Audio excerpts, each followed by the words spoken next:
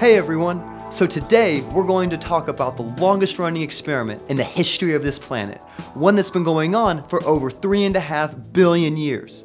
In many ways, it can be thought of as the culmination of all the principles we've discussed during our time together. This experiment, being overseen by the universe itself, is the vehicle through which all life on this planet has been realized, and is known to many as the process of evolution.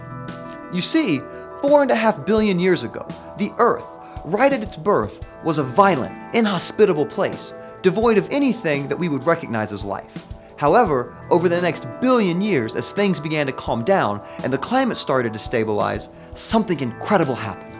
Simple organic molecules, the building blocks of nucleic acids and lipid membranes, came together in such a way as to allow for their continued propagation through self-replication, which, in that glorious moment, became the first instance of life on this earth. From that moment on, life has advanced through the ages up to this very moment, giving us the unbelievable diversity of organisms which we are able to see and enjoy every day.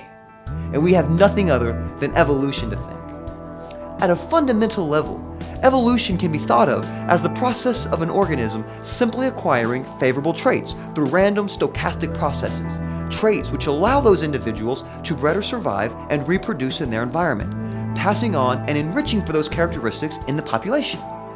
This is known as natural selection. Over time, enough of these adaptations are made such that a speciation event occurs, wherein a new species is born.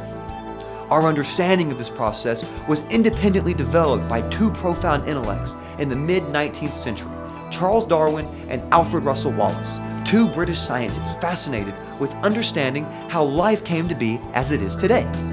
Their conclusions have sparked a radical revolution in how we have come to understand our place in the world and in the universe at large, and scientists have continued to grow in their appreciation for this unprecedented discovery, with the fundamental mechanisms of evolution still being worked out to this very day.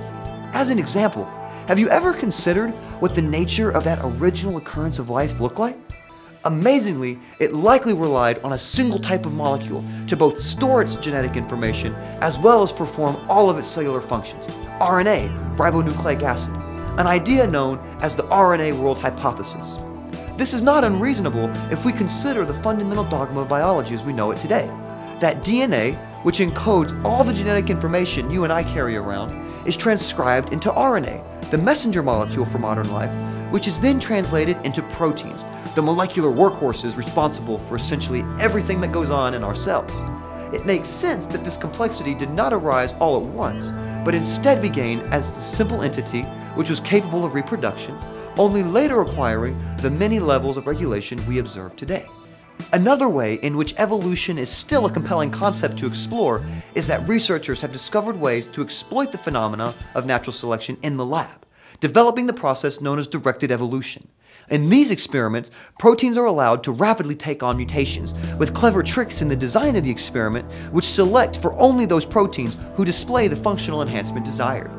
This work has tremendous potential in both medicine and alternative energy and will likely be adapted in ways currently unimagined. That's it for us. I'm Justin Scott, your Transit TV Science Genie, reminding you to always ask questions.